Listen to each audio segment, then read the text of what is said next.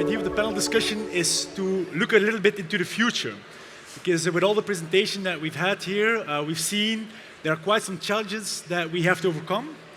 And it's in this, with this knowledge that I want to ask you some questions. And I want to start with Inge. How do you think that our society is ready for the water challenges of the future? Well, when is the society ready? That's a big question, of course. First of all, what is a society? How broad do you take it? Those are big words combined into those very strong sentences. I think I would like to refer back to one of my, let's say, takeaways from the presentation. It was about the recognition of the sense of urgency. I still feel that is a very strong game changer, because only if people, let's say, realize, and with people, I mean all people, also companies are people. We had a presentation saying the responsibility is with the companies, but a company is also a group of people. So within companies, you also need the people within the companies, especially at a very high level, to make those changes and really initiate those type of, let's say, prioritizing the way that they deal with water. Whether it's about starting with a kind of stewardship, taking responsibility, and then, of course, making next transitions. So society as a whole, we are not ready. Let's make that clear. But we do have very, let's say, ambitious people, visionary people, that are really making those game changes, but it will take time. And only when the sense of urgency really drills down into the head of everybody, then we will be ready. But the question is, then it needs to go really fast, of course. Yeah, it's like you say that you have to put the people central in this story. Mm-hmm. And I was also having a discussion with John earlier today about putting the people central. Could you go on that idea of how we deal with the future and putting people central? I don't think we are central at all. We are really societal in that. But society is not only people. Society is associations that connect entities. And what is that keep entities alive? But I think that it's really important to understand that we are a major component of the earth, but we're not the drivers. We've unleashed the monster as in Frankenstein, and now we try really hard to take it back by adding more technology to the system. If we are the component of cognition of the universe, the species that contributes to the cognition of the universe, I think we have to understand that we carry the burden to be far more societal. We have to be far more open to other entities beyond the human. Thank you very much. I want to ask a question to Marjolein. We talked a lot about circularity of water, but how circular is water actually? Well, I think water is by definition circular. I mean, every drop of water that we discharge ends up into the sea, can end up into the sea, and comes back one day. Also, if you produce drinking water out of surface water, this probably was wastewater once a day. So yes, water is circular by nature, but of course the circle can take a very long time before it comes back, and then it makes sense to shorten the water cycle, to keep more water local or to reuse water for different purposes and stuff like that. But it is circular by nature. And why do you think it's so difficult for the public opinion to accept the fact that, for example, we would make drinking water out of wastewater? Mm-hmm. Is it difficult? It's a question I would ask to the public, because we have examples like that for indirect reuse which have never had any problem. So I wonder why it is so difficult. It's probably a psychological thing, but maybe it's something to ask to the public. Is it really difficult? Would you mind? Well, maybe I can ask to Ioana as well this question. Is it difficult because you're from Eastern Europe? There's a different context obviously there. Is it difficult to accept it there if you would make drinking water from wastewater? That's indeed a good question. I think it would be difficult, but it depends a lot on how it's communicated. And I know at least here in Belgium, in the Netherlands where I live, water utilities and governments are much better at communicating things. So it's really about education, basically. Indeed. I think if you explain to people that there's no health hazard, there's no reason why they should worry, then they should be able to accept it. And you also need to be able to communicate it in a way that people understand, that they, feel a connection with. Do you think education also plays a part in the fact that 2.2 billion people worldwide do not have a good access to clean and safe drinking water? It does, but I think what it relates to mostly is political will, because as you also know, the technologies are there. The solutions to, to provide the 2.2 billion people with access to clean drinking water, that's there. We do have small scale, big scale drinking water, wastewater treatment systems. The issue in most of the countries where there's no access is political will or the lack of finances. And I think there are two ways to go about solving this issue. It's either through putting pressure on governments so that they do take the necessary actions, but it's also through unleashing private investments. So it's not just government's public responsibility in delivering this, it's also the responsibilities of all the organizations that are competing for the same water resources. So if I'm an international company that has my operations or my supply chains in one of these areas, it's also my responsibility to make sure I don't enter a competition for the same water resources as the people need them for drinking water. And they can do that by taking water, but also investing in providing water to the communities, in treating the wastewater from those communities. So I think, again, to sum it up, it's a two-headed solution, government and private investment. Okay, thanks a lot. I believe also that governments are very important in solving the issue, but we know that the belief in the institution and governments is very low. And I want to ask a question to Inge. Do you think that's also a reason why people sometimes believe that drinking from the tap, for example, is not safe? Yeah, that is a discussion about the pricing and the water in the bottles and is our drinking water safe? Well, I think we are very lucky that we live in a country with a very high standards towards drinking water. We really do have very good quality of drinking water, which is perfectly safe.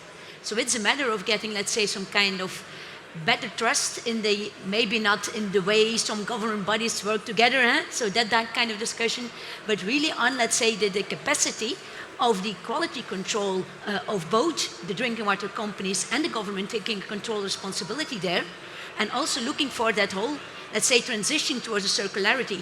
And you always have that kind of risk discussion. You have, on the one hand side, you have the real risk, Is there a real problem? But you also have the perceived risk. And then we come back to it's really the more mindset of people. And it's a matter of, indeed, the communication part and how to combine that. Because if we cannot make that transition to closing those smaller loops, not just the big water cycle, but really going for the water loop closure on a smaller scale, decentralized level, then we'll also make a kind of slower transition into the circular economy, and then will cause a lot more problems because we cannot, let's say, increase the value of those natural resources. So it's a matter of balancing. And for you, Marjolein, how do you feel that, because you're a director at the biggest sewage company of Belgium, do you feel there's a distrust in the public opinion about the work you do for cleaning our waters? No, I have actually never experienced that. On the contrary, sometimes when we do those, what's it called in English, when we open our treatment plants to the neighbors, sometimes people ask, can we drink the water which is coming out of this wastewater treatment plant? I would not advise that.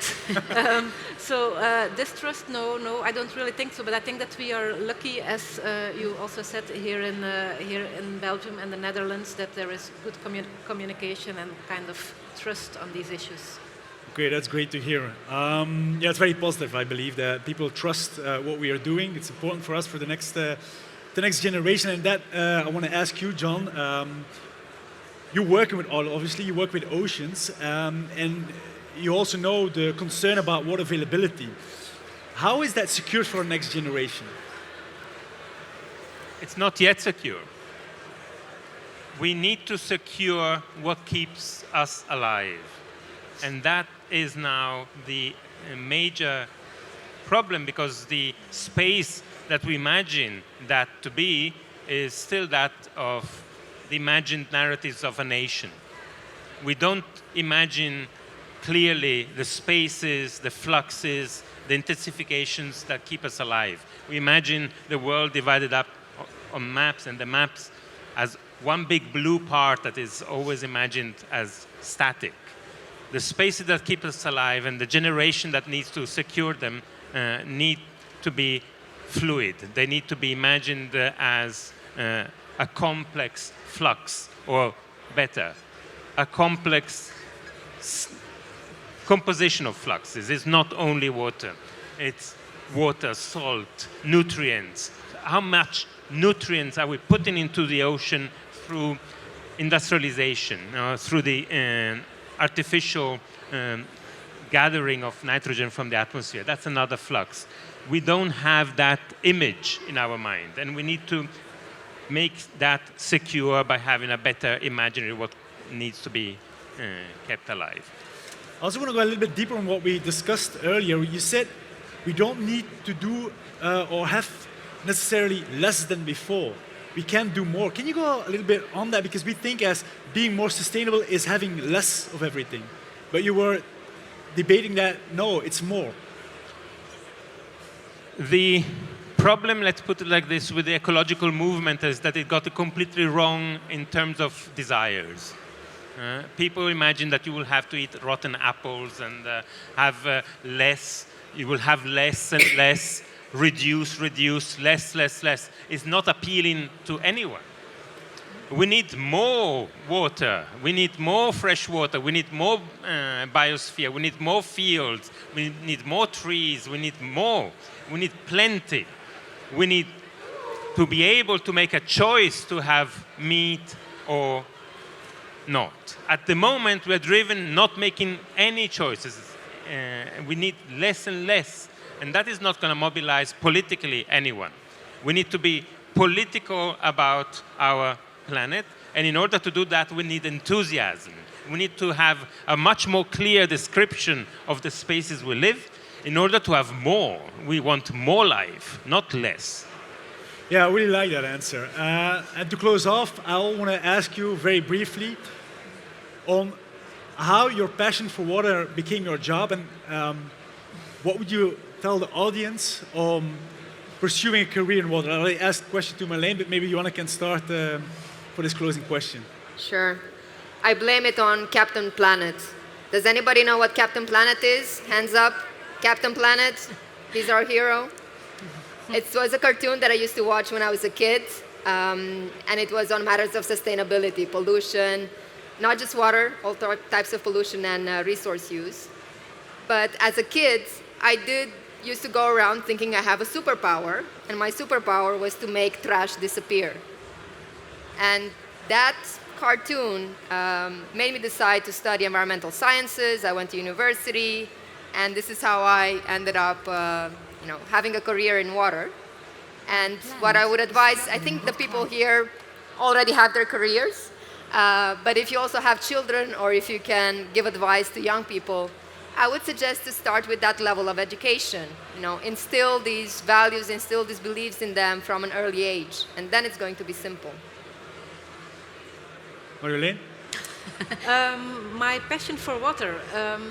I think it started already very young, because I remember when I was a little kid, I was always playing at the borders of the brooks and the ponds in our village.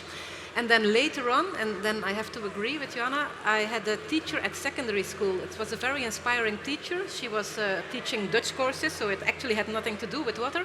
But her courses were always about awareness and ecology and environmental problems. And I think that she was the trigger for me to go and find a job with an environmental impact. So education. Very nice, thank you. Inge, what about you? Well, maybe a completely different story. I was not expecting that question, by the way. But actually, I don't have an environmental background. I'm a pure core polymer chemist, in fact. So I really like the pure chemistry. If you have this kind of polymer synthesis, it's amazing what can happen in the base of chemical reaction. But then I was working in the field of membrane development, so developing polymeric filter materials.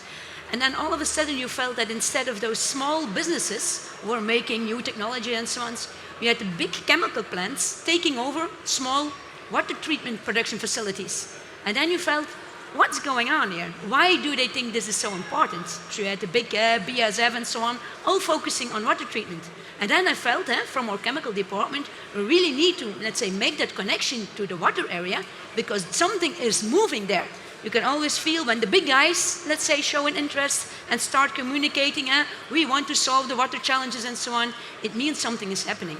And then we really dig into the problems, and now I'm totally fascinated by the topic from different angles. So not the child perspective, but still going over Different it. path, but the Yes, role different and, path. the end is the same. John, what about you? I guess it has to do with the fact that I grew up in the mountains, and I come from a landlocked country. I grew up in Switzerland, and beyond the horizon, there's always something better. There might be something nice. Okay, I really want to thank all of you speakers for your presentation, also this panel discussion. Thank you very much, and also the audience for being here. Thank you. Thank you.